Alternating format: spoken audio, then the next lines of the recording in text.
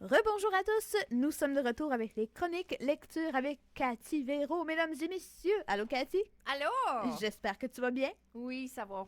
Merci. Super. Donc aujourd'hui, tu as 4 gros livres à nous présenter. Et dans le fond, c'est vraiment des gros livres, plus de 300 pages, si je peux voir, si je peux voir sous mes yeux maintenant. C'est comme une grosse pile. Donc voilà, commençons d'ailleurs avec le livre qui s'appelle... D'amour et de haine. Ouais. Ben, aujourd'hui, j'aimerais faire une chronique sur ces livres-là, c'est les 3 tomes ici, mais j'aimerais parler aussi de l'auteur. J'aimerais faire un spécial Sonia Alain. Parfait. Ben, premièrement, c'est une série de 3, ici, un tome 1, 2 et 3. Le titre, c'est D'amour et de haine. Elle vient de sortir le dernier, le 3e, que j'attendais avec impatience. Puis finalement, j'ai pu fermer la boucle là, parce que c'est le dernier de cette collection-là. Sonia est une écrivaine qui vient pas loin de par chez nous. Elle vient de Bic, dans le bout de entre Matane et Rimouski. Je sais pas si tu connais l'endroit. Non, j'ai jamais entendu parler, mais... Ça s'appelle le Bic, au Bic, le Bic. Puis, Sonia a écrit depuis longtemps. Elle a voyagé beaucoup, ce que j'ai cru comprendre dans son enfance avec sa famille. Puis, elle est inspirée beaucoup par les romans angéliques. Ben, toi, tu es trop jeune pour te rappeler de cette série-là, mais les plus âgés comme moi vont se rappeler de la collection. Ils ont même fait des films là-dessus, sur Angélique. Donc, elle était inspirée tout jeune par le personnage Angélique, puis la personne qui écrivait des romans, que je me rappelle pas du nom de l'auteur. Puis tu le retrouves dans sa collection-là. Tu retrouves le type de l'histoire, les personnages, dans l'histoire que ça se passait. Le premier tome, ça se passe au moment où il y a eu l'Empire of Ireland, le bateau qui a fait un naufrage, qui a coulé au nord de Bic Rimouski, là, au nord de Rimouski. Okay. Puis ça, c'est vraiment arrivé, là. C'est un fait historique. Oh. Puis elle s'est basée de ce fait historique-là pour écrire son premier roman puis introduire les personnages. Donc, les personnages se rencontrent lors du naufrage parce que Adam McBain, qui réussit à sauver Adélaïde de Beauchamp du naufrage, qui était... Elle s'en venait de l'Angleterre pour s'en venir ici au Canada, en Amérique. Plus précisément, là, dans le bout dans la région de Rimouski. Puis, qu'est-ce qui est arrivé? Bien, c'est ça, le bateau a coulé, Adam était là, il a aidé les naufragés, puis entre autres elle, puis ça a été le coup de foudre immédiatement, puis là, c'était du fil en aiguille, on tombe en amour et tout ça. Donc, c'est un amour qui est très compliqué parce que Adam, c'est un homme qui a été beaucoup blessé. C'est un soldat de l'armée, c'est un homme qui est vraiment dur.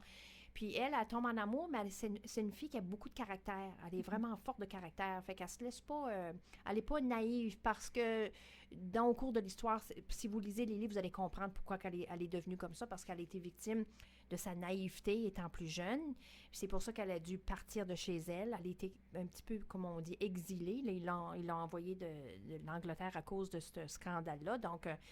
elle est devenue une femme beaucoup plus, moins naïve, disons. Ouais. Elle faisait attention. Donc, c'est un amour qui commence dans le tome 1, très difficile parce que c'est un homme qui est assez dur. Puis c'est un tempérament changement. Donc, une minute, il va laisser montrer qu'il l'aime.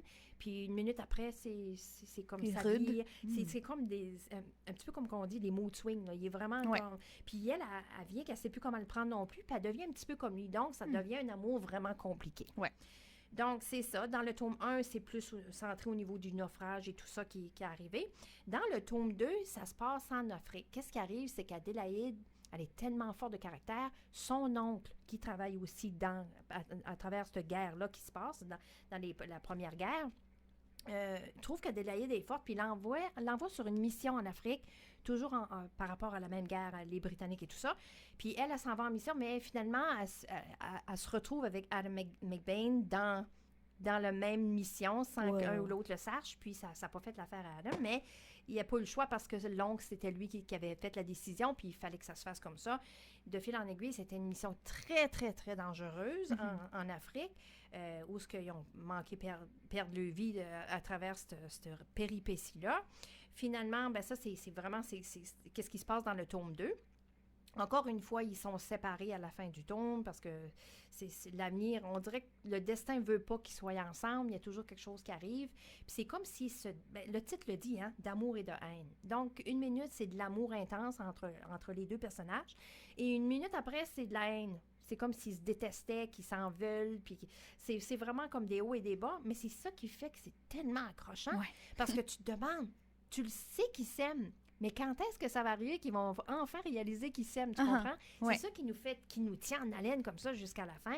Puis avec toute la mission, puis toutes les choses dangereuses qui se promènent autour d'eux autres, c'est incroyable.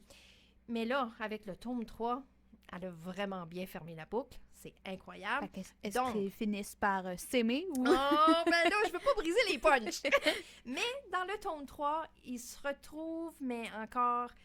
C'est un petit peu comme inattendu, mais là, Adélaïde est rendue plus âgée un petit peu, puis elle est infirmière, puis là, lui est encore à la guerre, donc elle est infirmière dans la guerre, infirmière soldat, donc c'est ça qui fait que le destin les amène de nouveau ensemble.